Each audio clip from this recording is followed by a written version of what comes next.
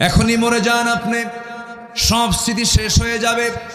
স্ত্রী আপনাকে এত ভালোবাসা দিয়েছেন, এত মোহাব্বত করেছেন, কত সুখের সংসার, ছেলে আছে, মেয়ে আছে, পরিবার হয়ে গেছে, এত সুন্দর সুখের সংসার, আপনি আজকে মরে যাবেন। হয়তো রোড অ্যাক্সিডেন্ট করে ফেলেছেন, মেহেরপুর থেকে আসতে নিয়ে রাস্তার মাঝে এসে অ্যাক্সিডেন্ট করে হুন্ডা উল্টে গেছে, আপনি মারা গেলেন। নতুন বউ আপনার, 2 বছর 3 বছর যাবৎ বিয়ে হয়েছে, হঠাৎ করে আপনি মারা গেলেন। ঘরে একটা ছোট্ট শিশু বাচ্চা আছে, আপনি মরে গেলেন, সন্তানটা এতিম হয়ে গেল।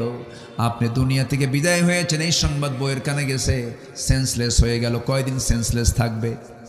চোখের পানি ফেলবে। কয়দিন চোখের পানি ফেলবে? মাসখানেক চলে যাবে, স্বাভাবিকভাবে তার মুখ থেকে হাসি বের হয়ে যাবে, সব শোক দূর হয়ে যাবে। আরো কয়েকদিন চলে যাবে, আপনার শ্বশুর বাড়ির লোকজন আপনার সুন্দরী সেই অত্যন্ত কাছের অত্যন্ত মায়ের সেই বউটাকে নিয়ে চলে যাবে। 5 মাস 6 মাস হয়ে যাওয়ার পর জোরপূর্বক ইচ্ছার বিরুদ্ধে হলো, হয়তো দেখা যাচ্ছে বাপ মা তোমার বউটাকে অন্য ক্ষেত্রে অন্য জায়গায় বিয়ে দিয়ে দেবে। ওই যে বিয়ে দিল, নতুন স্বামী পেল, নতুন স্বামী পাওয়ার পর ওই বউটাই আপনার বলবে কি, পরের দিন ফোন দিয়ে আব্বা আম্মাকে বলবে, আব্বা আপনারা যে সিদ্ধান্ত নিয়েছেন এই সিদ্ধান্তই ভালো ছিল, কারণ আগের স্বামীর চাইতে এই স্বামী আমার আরো ভালো। এটাই দুনিয়ার নিয়ম। আজকে মরে যান, সম্পত্তির চেয়ারে বসে যাবে, সম্পত্তি দখল করে বসে যাবে আপনার সন্তান।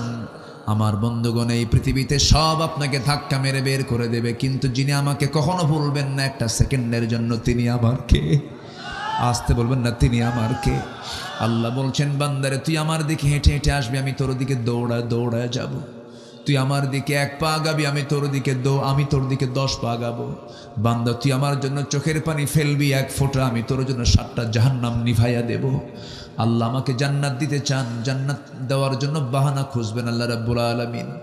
আমার বন্ধুগণ, আল্লাহর সঙ্গে সম্পর্ক রাখার জন্য 1 নম্বর কাজ হলো আল্লাহ রাব্বুল আলামিন সেই বান্দাকে আরশ আজিমের ছায়ায় জায়গা দিবেন, যে বান্দাটা আযান শোনার সঙ্গে সঙ্গেই সে চলে যায় কোথায়? মসজিদে চলে যায়, নামাজে দাঁড়ায়া যায়। আমার বন্ধুগণ, প্রত্যেক রাতে শয়তান ফজরের একটু আগ দিয়ে চলে আসে, সে প্রত্যেক বান্দার শিওরে বসে মাথার চুলে হাত দিয়া চুলগুলো সুন্দর করে মেসেজ